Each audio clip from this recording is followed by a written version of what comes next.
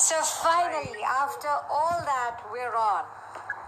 Right, absolutely. So I hope that we are live now, right? You'll need to share onto yours, but we're live on mine. Okay. So how do I share it on my this thing? Just have somebody go onto your Facebook and then share it from mine onto yours as well. You're connected. Okay. Okay, great. Okay? So now we are live on Facebook, right? Yes, we are live So on formally, Facebook. Here we are. Luxury meets me and you together. Thank you, Madhavi. Thank you so much for having me on. It was great. It's worth the wait. It's like they say, good things come last, and it was definitely worth the wait. I'm sure a lot of people who have been waiting, we apologized for whatever technical glitches out there, but here we are, and let's get rolling. Patience pays, and it's a Saturday evening. It's a Sunday session with Dr. Sanjna Jon, who's a philanthropist, international fashion designer, and a motivational speaker. So today on Madhuri's Luxury Co, we are honored to have Dr. Sanjna Jon, and Luxury meets Dr. Sanjna. So Dr. Sanjna, we have been doing these sessions on story, and everybody loves to hear stories and journey. So would love to start with your story and your journey today. It's a never-ending journey and a story. I think that you wouldn't be able to fit in, a movie. I think I'll have to make episodes if I think, like how they have Star Wars 1, 2, 3, it goes on. So, yeah, but a long story short, in a nutshell, from India to New York, me and my brother, Anand and me, we went with our mother, who was a single mother, and we struggled from literally living in a one-room studio, starting our company. And Anand was the real talent. I should always acknowledge and give credit. He was my mentor, my guide, and of course always the one that I follow, because he's just purely talented. So it was great for me that he set the right foundation and the right path for me to follow. And when he had his debut collection, I was a marketing director, but we had Ivanka Trump in the first show that we had, because from art to fashion, that's where he, kind of drew the line to represent and, show his talent. So the first show we had Ivanka, and we had a lot of the mainstream celebs as part of the show, and from Backstreet Boys to David Bowie to Barbara, like Hershey. We had a lot of stars who were part of what we did, and thankfully, because of that, I was looped into doing my own. Even though Anand and I designed the jewelry line together, we did a high-end jewelry line, and we did the menswear together. But when it came to women's line, I did my first ever collection in Cannes for the film festival. So that was my debut. And after my debut, we did New York Fashion Week, and then it was Vancouver, where I was picked as the best international rising star. So it was good. The start was good, and I've not looked back. 2005 is when it started, and here I am. I'm still trekking, moving, but my collections and whatever I did has been very different, because I believe in fashion for a cause, fashion with heart. And every collection, every show, which right now I think we've done more than 1,000 events and shows and projects globally, everything has been kind of dedicated to some charity or for some cause. And over the years, I've learned that what's most important is to give back. And it's something which I kind of transcended, and right now we have been building up our charity much more, and we have a trust, and we've been taking care of animals, taking care of children, education, water. In fact, what's really interesting, from where I started to where I'm right now, I'm on the brink of making my first movie, H2O movement. So that is where I'm currently at. Wonderful, awesome. It's been a very, very motivational and inspiring journey. I mean, as you said, that from where you started to where now, and God knows what all more is there in your kitty, you know. And it's lovely to hear this. And Sanjna, you wear so many hats. So I would like to know Sanjna Jon as a fashion designer, international fashion designer. If you can tell a bit about that. Like I said, I started with our jewelry collection, adornment, and we did a lot of jewelry, which could be customized as just a real normal wear. So this was very unique, very different, and adornments became a rage amongst the Park Avenue princesses and a lot of the celebs in the U.S. We did the Oscars, we did the Cannes Film Festival, and the MTV Awards, the whole gamut out there. And then what was interesting is we went into menswear. And menswear, again, this is all what I did with my brother. And we had an amazing, amazing array of celebs who loved the collection. Like I said, Backstreet Boys to Bruce Springsteen to Prince. The late Prince was part of our clientele. So it was good that we had, a great start with that. And then when I started my women's wear, it was predominantly to a very, very elite upper class, and we started catering to the real royalty, like the Saudi Arabian princesses, Princess of Saudi, the Princess of Spain, Olivia. We had a very nice royal clientele. And then I started working with the Miss Universe Foundation with different Miss Universes. So 11 Miss Universes who were reigning that I worked with. And I would bring them to do charity tours to India. So 6 of them have come to India, and we promoted, propagated, and presented Miss Universe in India as part of charity and the good work that they would do. So that's when we did the girl child education against Kanya Bhrun Hatya, against domestic violence, AIDS awareness. So there was a lot that we did. So thankfully, fashion again, even though that was a big part, the foundation to what I did, what I always did was make it the means to the end. And the end to me was always trying to give back and do something good. Beautiful, awesome. And how difficult or tough was it getting in touch with the top people from the world, be it royalty or be it Bruce Springsteen and these Miss Worlds, Miss Universe? So how tough has been that journey? I'm sure it's not that easy to connect with the royalty and be associated with them. Any tips that you would like to give to the people that if they need to approach or if they need to kind of get in touch with these people, how do they do it? See, and how tough was your we were in New York, and as you know, New York is where most of them are. And I think the good part was where we were connected with a lot of them, like Paris and Nikki were friends of ours.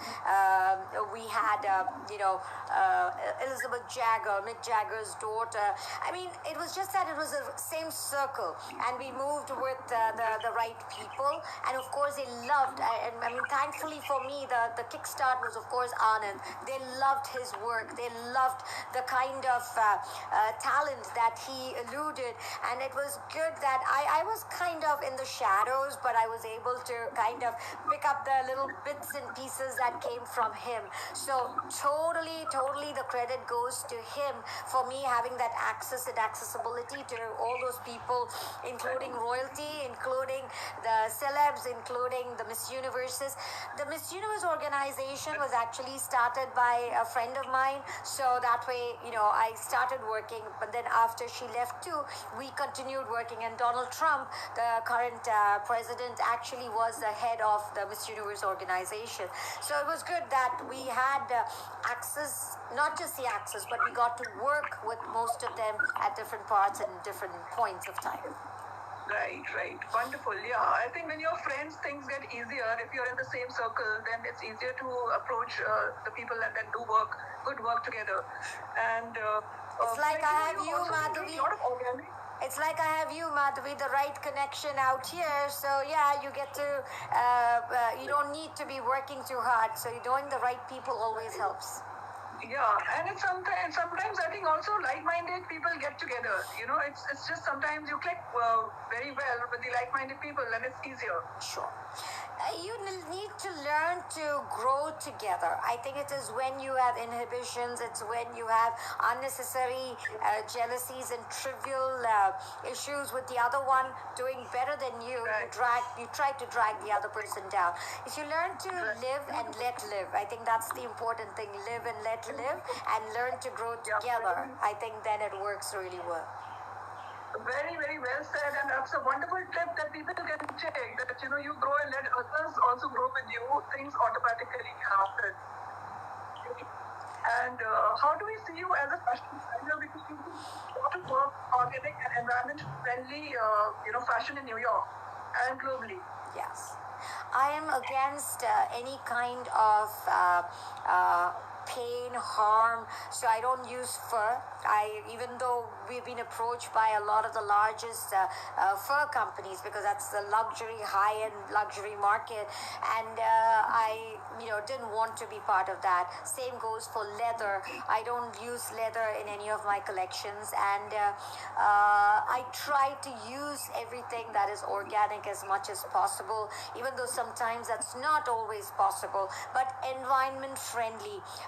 Everything that is organic, skin friendly. I try to retain that kind of palette in everything I do, because when you're preaching something, you should also try and practice. So yes, at least to whatever extent, degree possible, I try to do that. Right. And you also happen to be associated with Khadi and named as Global Ambassador for Environment. So, what's your role as a Global Ambassador for Environment? See, the role basically is to promote, propagate, and make sure that the awareness is created. I have, of course, tried to plant as many trees in different places. We've taken up, in fact, with several universities, we created the Walk for Water, Walk for Life movement, where we had huge areas planted. And now, again, we're doing a huge campaign, a selfie campaign with my pet plant, which a very dear friend of mine actually came up with a great idea, and they've been doing it, and we're just, of course, supporting and taking it a step forward or further, because ours is more global. It's not just limited to India, though we do need it much more.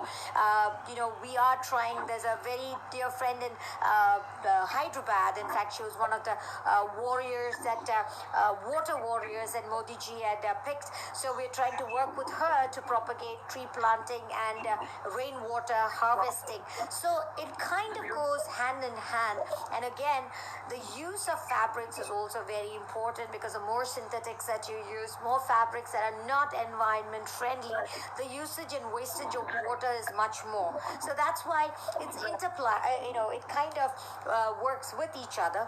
We're trying to build it in a way that it all resonates and resolves certain issues as far as environment goes. Lovely. Because you started it way back, environment friendly fabric, and worked on khadi even before. Like now it's getting very popular, Yeah. undoubtedly. A lot of people are getting into organic clothing and into khadi. But you started way back. So what was the thing? How come you got into the environment friendly and no fur, no leather, all that? How did it come to you? Khadi was again Anand. Anand was one of the first people to promote and present Khadi, and I think from Anand I picked that up. Fur and leather, I think it's more of my personal vendetta, because I do love animals a lot, and yes, to whatever extent I try not to, be an abuser as far as they go. We have our own skin, and I think there are enough options for us to wear, so why take their skin? So this is something that I worked extensively on, especially as far as fur goes, and anything that is abusive. We've even tried working with the ahimsa silk, so that even the silkworms. So it's like I said, it's not always possible. There are times when you have to resort to certain things, but to whatever degree possible, I've tried to maintain my same motto, to not harm or abuse or misuse animals or anything that can harm living beings. Very nice, and I think a lot of people should learn from it. And it's a very noble thing that you're doing. Other thing, like about your debut at Cannes Festival, if you can tell a bit about that. It was very interesting because we had this amazing villa that we had because we had been working in Cannes for quite a few years, and we had access to a lot of the very high profile people who were in the south of France, the French Riviera and Monte Carlo, Morocco. Albert of Monaco Princess and Yes. Princess Sana Ali. Sarah Al Saud. Yes, she's from the The Al Saud. Bourbon fashion with association with royalty, you've done something like the Bourbon fashion with royalty. Yes, in fact, Olivier de Bourbon is royalty from Spain, and even Prince Albert at that point was part of what we did. We had a nice, I would say, tryst with royalty and with the right people. Again, thanks to Anand, it wasn't really my connect or connectivity, but because of his contacts and his reach, I had very, very good network with those people, and most of them came to support the show in Cannes, and it was like overlooking the water, and we had probably around, I think we had around 30 of the top models out in south of France come and be a part of it. And the line was also very interesting because again we had done adornments with lingerie. It wasn't even lingerie, it was lingerie. So it was very intriguing for the royalty because we had presented it very differently, and we got great reviews and rave reviews about the collection, and more than that, the clients loved it. So I think a lot of the people that were part of the show got to come back and become clients later. So that was a good time because that was when the world was, I think, in a safer place and better place, and in a state of mind where we didn't have to worry about connecting or connectivity or being close. So that was a different time, and it went, I would say, probably much better than doing New York Fashion Week, because I've done probably seasons of New York Fashion Week. But I think more than any of that, I think this was something very unique and totally inspirational. Right, awesome. And yeah, so I mean, there was also like this sanctuary set for more than 100 tigers in Florida. Yes. There was, and you currently adopted a lot of dogs, like about I think 300 or 350 street dogs you have with us, and you work on children as well, and you're also in support of global human rights. So if you can tell something about that.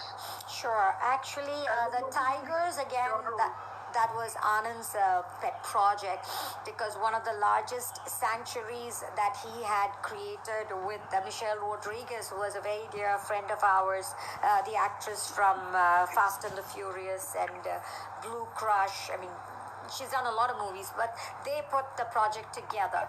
I was just tied in with the project by default, again because of Anand, and the tigers that they would adopt would come as little cubs to our house, and it was really beautiful. They were like tiny little puppies, in fact, but within 6 months they would be humongous, and then we would have to take them from New York to Florida to the sanctuary, and we had beautiful ones like Skanda, Maya, Ayappa. They all had names of gods, mythological gods, and it was really beautiful. I think one of the best moments was to watch how they would, after growing up, come back to us and relate to us like a puppy would. I mean, I never saw any kind of anger or violence or destructive mode in them. They were as gentle and tender and loving as a little puppy. Yes, it was beautiful. So that's why I said my heart is a lot with the animals, and from that to working with the street dogs, because I felt that especially in India there's so much of abuse and neglect as far as the street dogs go, even though now there are a lot more people who do step up to feed them.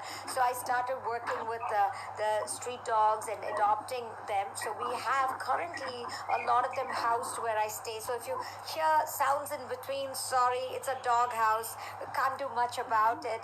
But we also take care of sterilization, vaccination, rabies shots, and if anything happens. And on a day-to-day basis, we are feeding 300-400 or even more. At this point, almost 1,000 street animals that we are feeding, because we saw what was happening. A lot of the feeders couldn't go out. A lot of the people, the marketplaces were closed, and food wasn't abundantly being placed outside. So we just had to step up with the feeding outside. So yeah, overall, like I said, it's just taking care of wherever possible.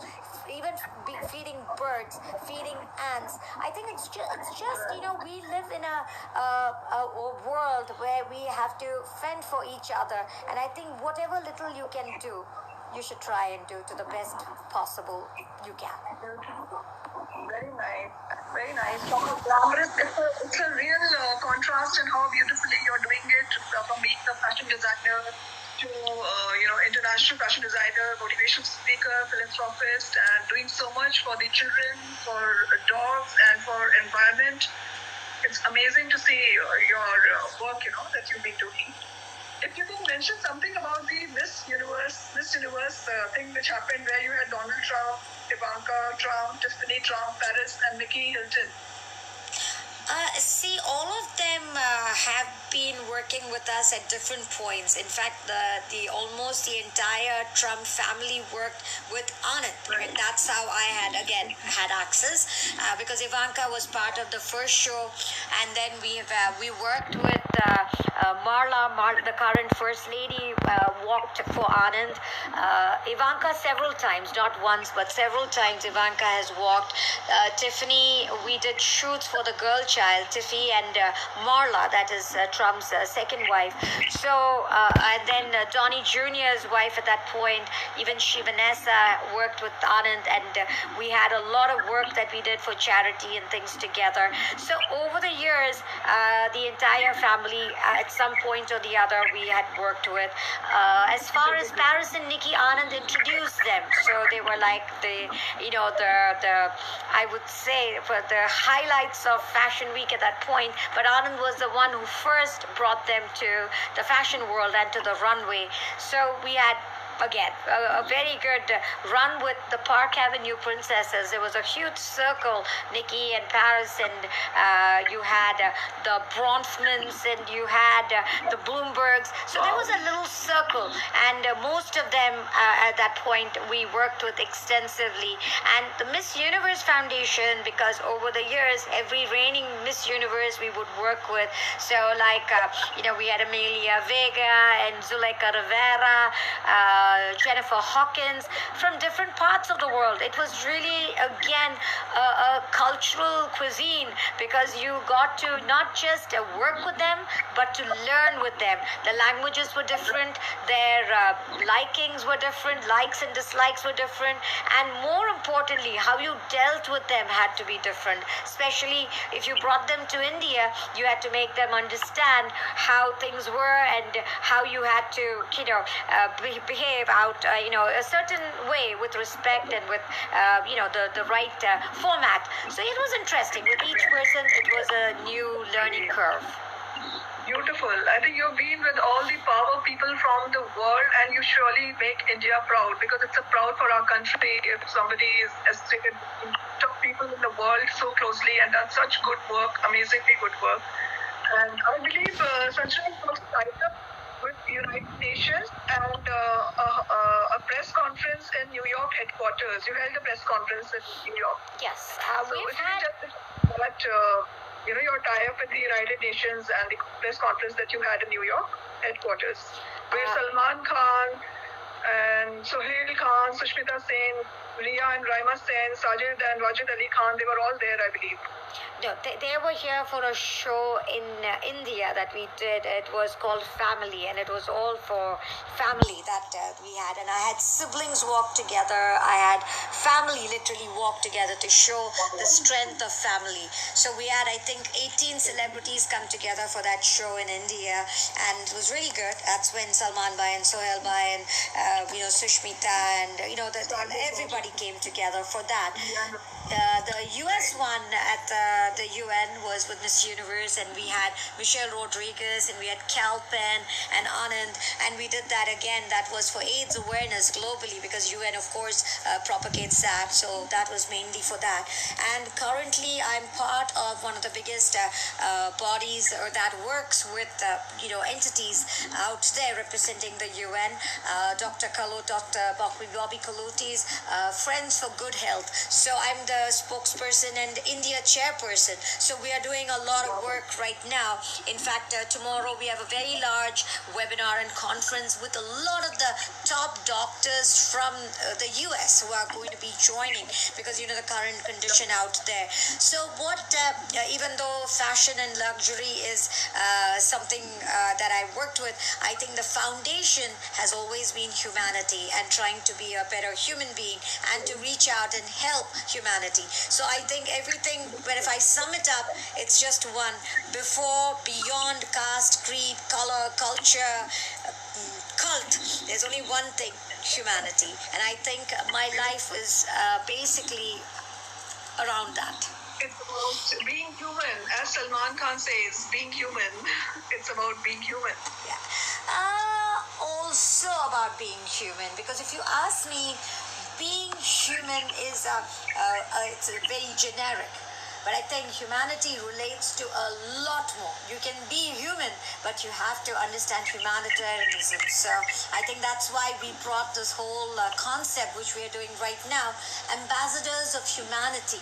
And the ambassadors of humanity in their works of love and light. That's how they spread the right message and they do the right things. So we have amazing people that have come together as our ambassadors of humanity right now.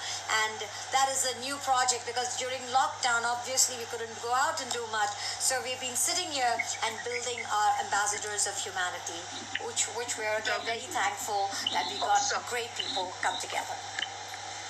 Really nice, and I really love this concept of doing an event with siblings, because there are events with power couples, power women, entrepreneurs, that, but never seen an event where there are siblings working together or having an event, a show like that. So it must have been amazing. So I also believe, Sanjna, you are on the member as a censor board for Chairman Friends for Good Health USA. No, I'm a member of the censor board here for films. I'm a member of the censor board here, and I'm the chairperson for Friends for Good Health from USA. USA. Yes. So what's your role exactly in these two directions, basically? As a censor board, of course, you look into the movies and you see to what is to be censored. That's, yes, I can understand. But what about Friends for Good Health USA? What's exactly that?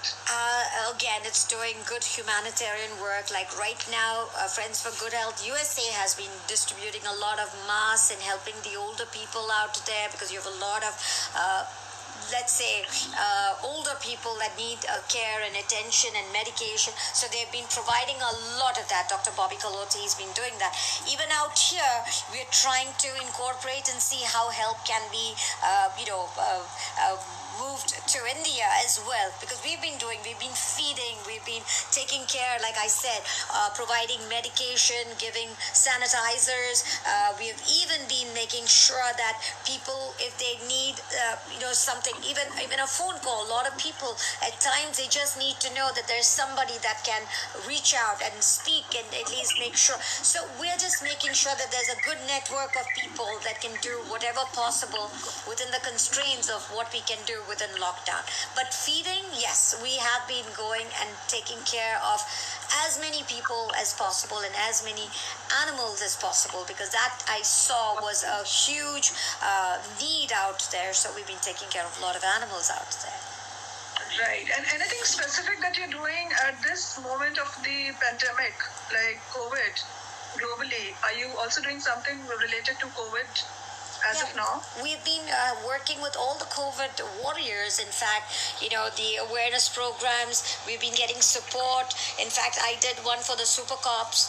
We did a webinar for the super cops, and again, to make people aware and also to give credit and also to make them feel a lot better. A lot of them are going into depression by what's going on. So the whole point is to, keep their spirits up, to make them feel that people do appreciate and we really do care and we really are there for them. So the whole movement, ambassadors of humanity, we have been building up for that. So we did for the cops, we're doing for the medical professionals, and we're doing for UNA, which is United Nurses Association. So that's one of the largest nurses body. So we're doing for them, and for children, for young adults, because again, a lot of them are going into depression because they're stuck. So every step possible, it's about trying to reach out and do whatever possible, and not to forget the migrants, because that was again, as we saw in India, that was a big issue. So getting food out to them and helping, wherever possible, we've been providing food for them. Yeah, because the audience is very that what are the influencers and people that are doing for the COVID at the grassroots, Sure. So I'm really glad that you're reaching out to the migrants also and supplying them with food and necessities. Yes. That's really nice. Even slippers, we even got slippers out. A lot of them needed slippers, so we even distributed slippers, sanitizers. So we just did, again, like I said, depending on what, where, when, we did what we could within the rules of lockdown. Right, beautiful, lovely. And I went through your list of awards and accomplishments. It's so long that I think I'll take almost few hours to tell the audience that what all awards you've received. If you can tell and mention few of your favorites and the best that you think, Not at all, because I'll be very honest. I'm very humbled that people do recognize. It does make you feel good. It's not that I feel, it's not something important. No, it does make you feel like there are people appreciating what you do. So I'm very thankful to God and to the people and to everyone who has supported at different points and, acknowledge what I do. But most importantly, I hope it influences, it inspires others to do. It's not that we have a huge following, but in some way, shape, or form, if they look up and see, hey, you know what, there's something she does which I think is good, maybe I should too. I hope that influence is there. So that's very important that the youth follow that. Beautiful. I'm actually taken away with your humbleness. It's so beautiful to converse and talk with you and know you even more close. Thank you. I would like to know, since the program is about Madhuri's luxury code dot, I would like to know what's the definition of luxury according to you. You know something, Madhavi, luxury changes from time to time, and I think it's very dependent on our socio-economic conditions. So right now, I think the biggest luxury, you're wearing the most expensive clothes and jewelry and sitting at home. There's not much that you can do.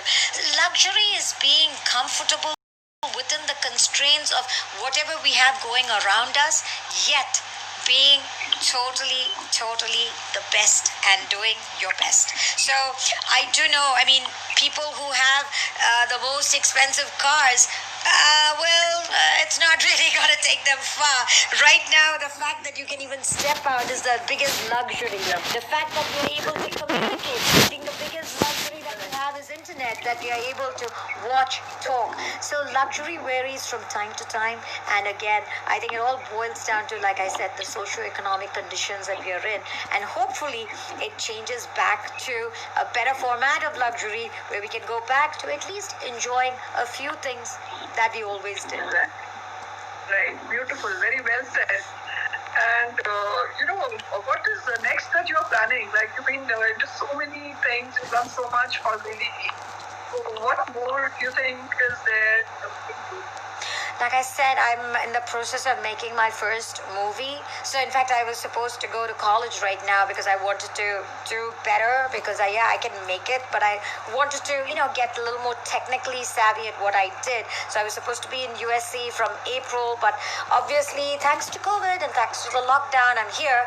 So I'm hoping to get back at it, and once things clear up, I want to really get into movie making. And in fact, another thing that we're doing, we have an amazing song that we have from one of the top music directors in India, and we're going to be doing a huge search music videos from people, and then the best, we will be incorporating that into a real music video, which will be, of course, taken globally. So that's the thing which we are working on. So from the typical atypical fashion part, which I never was, and I'm not, and I don't intend to be, and I don't intend to do that.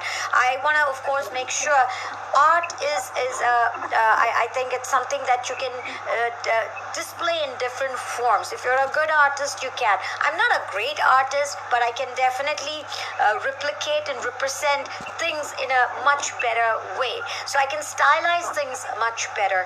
So I'm hoping to take whatever we have and represent it in a better light that people can understand and, of course, enjoy.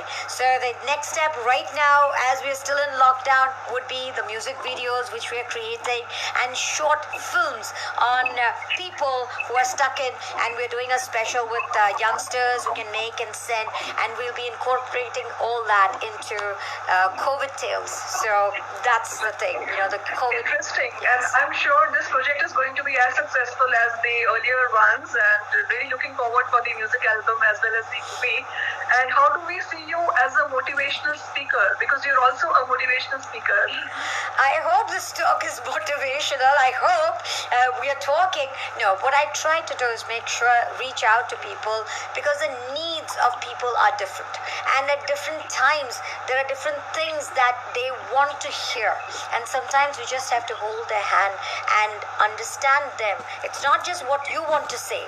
It's having what they want that you're saying, so that they can feel better from what you tell. And a lot of times, because I was a psychology major, I've seen people, they don't want to be listening to you all the time. They want you to listen to them.